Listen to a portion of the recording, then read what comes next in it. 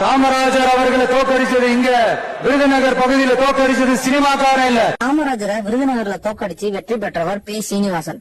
அவர் இந்திய எதிர்ப்பு போராட்டத்துல ரொம்ப தீவிரமா செயல்பட்டதனாலையும் விருதுநகர் மாணவர் அமைப்பின் தலைவராக இருந்ததால் அண்ணா ராஜாஜி வரை அறியப்பட்டவராக இருந்திருக்கிறார். அதனாலதான் அவருக்கு விருதுநகர் தொகுதியில போட்டியிட வாய்ப்பு கிடைச்சதாகவும் கூறுறாங்க. இந்தி திணிப்பு மற்றும் தமிழ்நாட்டில் நிலவன பஞ்சம் காங்கிரஸ் கட்சி மீது மக்கள் கிட்ட அதிருப்தி ஏற்படுத்தி இருந்துச்சு.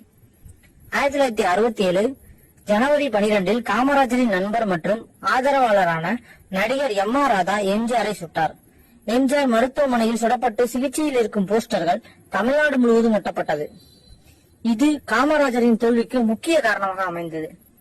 ஏனென்றால் அந்த சமயம் எம்ஜிஆர் திமுகவின் பிரச்சார பீரங்கியாக செயல்பட்டுக் கொண்டிருந்தார். நடிகர் எம். ஆர். ராதா காமராஜர் மற்றும் காங்கிரஸ் கட்சியின் தீவிர ஆதரவாளராக இருந்தார். இதை சரியா பயன்படுத்தி தேர்தல் பிரச்சாரங்களை மேற்கொண்டது அண்ணாதுரை கீழ் இயங்கிய திமுக.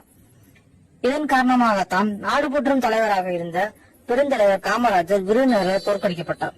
இந்த தேர்தலில் காங்கிரஸ் கட்சி படத்தோல்வியை சந்திச்சு 179 இடங்களில் திமுக கூட்டணி அமோக வெற்றி பெற்றது. காமராஜர் உட்பட பெரிய தலைவர்களும் அந்த தேர்தலில் தோல்வியை தழுவினர். அப்போதைய பிரதமர் காமராஜரால் பிரதமராக்கப்பட்ட இந்திரா காந்திக்கும் காமராஜருக்கும் இடையே கடுமையான மோதல் போக்கு இருந்தது. காமராஜரை விருதுநகரில் தோற்கடிக்க வேண்டும் என அமெரிக்கா மற்றும் உள்நாட்டு தலைவர்கள் நினைச்சதாகவும்